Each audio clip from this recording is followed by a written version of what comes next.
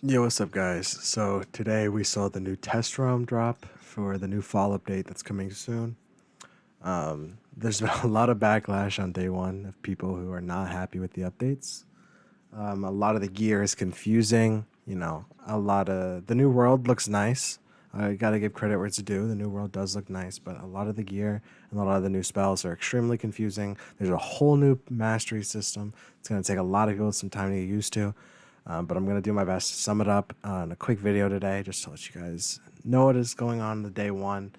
This is now, remember, this is all subject to change. This is just my understanding of how the system works on day one. Nothing is confirmed until live realm drops, and even then, stuff is subject to change. So I'm sure you guys have already seen all the new TC bans that have happened. I'll run through quickly. Storm Owl is banned, TC version. Leviathan is banned, TC version. Oni No Plague, Triton, Wild Bolt. A lot of these storm spells that people have been complaining about recently all got hit with no PvP. Now they can always be reworked and re-upped back in the mode, along with every other banned TC that needs to be, audited. But as of right now, day one test run, those spells are banned. There's been rumors of auditing lore spells. Now, that's nothing is confirmed until it happens, but just giving you guys a shout out there. Now, I'm going to go ahead and explain the Archmastery system. That's going to be the topic for today because it's probably the biggest change that came out. So, first off, I'm going to go ahead and explain. So, every example I'm giving right now is going to be the assumption that I am a life wizard with balance mastery. So, this applies for every school with the mastery. That all works the same. Running, these max level amulets will probably, for the most part, still be the best statistically to run for overall stats. We haven't seen how the new amulets are going to be looking in the new world, how the Cerberus amulet's going to compare for ice and life, stuff like that. But most likely, these masteries are still going to be the same. Now, if we're going to get 160 masteries, we have no clue. That's always a possibility as they continue to audit the previous gear. But as of right now, every single example I'm going to be giving is under the assumption that I am a life wizard with balance mastery. So that has not changed. That is remaining the same. That is changes nothing with the new world. So the new system is Archmastery. So I'm going to explain how it works. So in PvE, your Archmastery is always 100%. So you don't have to worry about the percentage if you're doing PvE. It does not change. So for PvP, your Archmastery power orb efficiency is based off of the size of your main deck. So as you can see, I have no main deck cards in my deck, and my Archmastery percentage is 0. So I'm going to throw in, just a bunch of random spells. Okay? And as you can see, it went up. So I'm fairly confident if I fill up my deck, halfway, 50%. So it's all exponential. So if half my deck is filled, it's 50%. If 80% of my deck is filled, it's 80%. So it's pretty cut and dry. So the way that the Archmastery is working, there's no good way to explain it because it didn't even make sense to me until I actually saw it in battle. So I'm going to hop into a battle and I'm going to show you guys how it works. So in your deck, you can change what your Archmastery is set to. So for purpose of this, I'm going to leave it on Storm just for this example.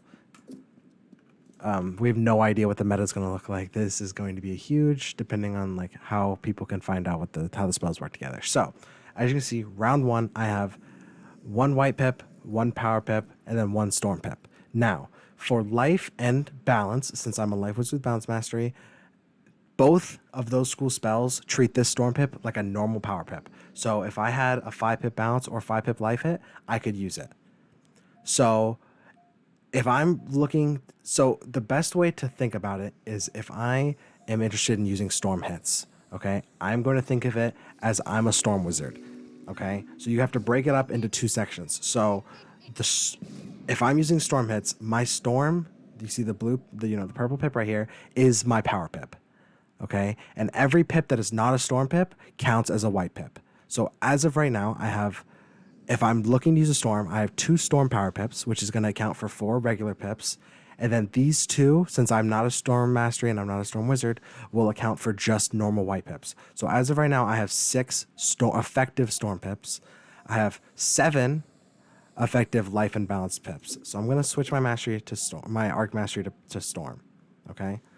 So one thing to be noted is arc mastery only applies to power pips. So if I fail pip, my gauge of arc mastery will change based off of what round it is, but it will not apply arc mastery until I get the next power pip. So let's say now I wanted to use a myth hit. So it's going to do the same thing. So I have one myth power pip, and every pip that is not a myth arc mastery pip is going to count as just a normal white pip. So if I want to use a myth pip, this is one power pip. This is a white pip, white pip, white pip, white pip. So I have one power pip and 4 white pips. So this would be 6 effective myth pips. And I can switch my arc mastery and still use storm hits. So let's say I have myth Rochambeaus, but I have storm hits in my deck, okay? So now I'm gonna retain my 2 storm arc mastery pips. And now for my storm hit, it's going to treat every single pip that's not a storm arc mastery pip again as a white pip. So I will have 2 storm power pips and 4 white pips. Okay, so I'll have 8 effective storm pips. I'll have 2 myth pips, 2 white pips, 2 white pips. So I'll have 8 effective myth pips. And then for life and balance, I will have 9 or 11 effective pips, because since I'm a life wizard with balance mastery, every single pip, regardless of what arc mastery it is, will count as a power pip. So it's going to be I encourage everyone to hop in test realm, maybe with mana, unlike what I did, and try it out, switch it around. But yeah, the easiest way is just whatever. If you want to use the spell that is not for your mastery or for your school, it counts every single pip that is not an arc mastery pip as a white pip, and then every pip that is an arc mastery pip as a power pip. So I'll run through one quick last example. I have 3 myth pips. That's 6 total effective pips. And then I have 2 storm pips and 2 effective white pips for myth. So I'd have, 3 myth pips, 2 white pips, 2 white pips would be 10 effective myth pips. So yeah, it's really not that complicated once you get into it. It's going to be very crazy to see how people will utilize this into actual PvP strategies once people can get the full gear with all the new pin system, and it's going to be a lot, but the very basis is understanding how arc mastery works. So if you guys have any other questions, feel free to drop a comment. Hopefully either I or someone who has a better understanding of it will respond, and I'll see you guys in the next one.